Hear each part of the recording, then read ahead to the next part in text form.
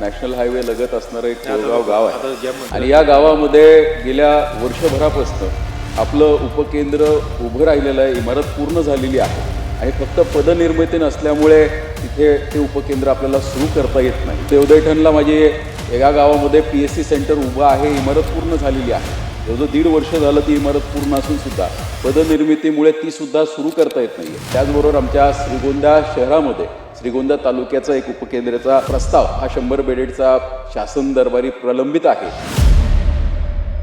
धन्यवाद अध्यक्ष महोदय. 2025-26च्या वार्षिक पुरवणी मागण्यांवरती जी चर्चा सुरू आहे, या चर्चेमध्ये बोलत असताना सार्वजनिक आरोग्य विभागाच्या बाब क्रमांक 124 पान क्रमांक 90 वरती मी आपलं लक्ष वेधित होतो.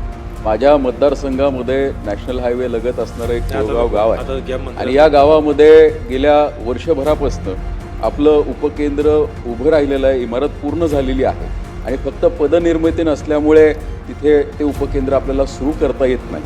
त्याचबरोबर देवदैठणला माझे एका गावामध्ये PSC सेंटर उभं आहे. इमारत पूर्ण झालेली आहे.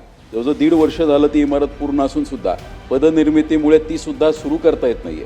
माझी आपल्यामार्फत सरकारला विनंती आहे की तात्काळ ह्या दोन्ही ठिकाणी पदनिर्मिती व्हावीत आणि ही दोन्ही जे केंद्र सुरू केलेली आहेत हे जनतेच्या सेवेमध्ये सुरू व्हावीत. त्याचबरोबर आमच्या श्रीगोंदा शहरामध्ये श्रीगोंदा तालुक्याचा एक उपकेंद्राचा आमचा प्रस्ताव हा 100 बेडेडचा शासन दरबारी प्रलंबित आहे. गेल्या जवळजवळ 3 वर्ष झाले आम्ही याचा पाठपुरावा करतोय. तो सरकारने तात्काळ त्याला मान्यता द्यावी ही आपल्यामार्फत सरकारला विनंती करतो. कारण तो उभा राहण्यासाठी महसूल खात्याने 5 एकर क्षेत्र हे सार्वजनिक आरोग्य विभागाला दिलेलं आहे. त्यामुळे नक्कीच याचा फायदा जर झाला, लवकरात लवकर हे केंद्र सुरू झालं, हे दवाखाना सुरू झाला तर याचा फायदा जनतेला होईल अशी अपेक्षा या ठिकाणी व्यक्त करून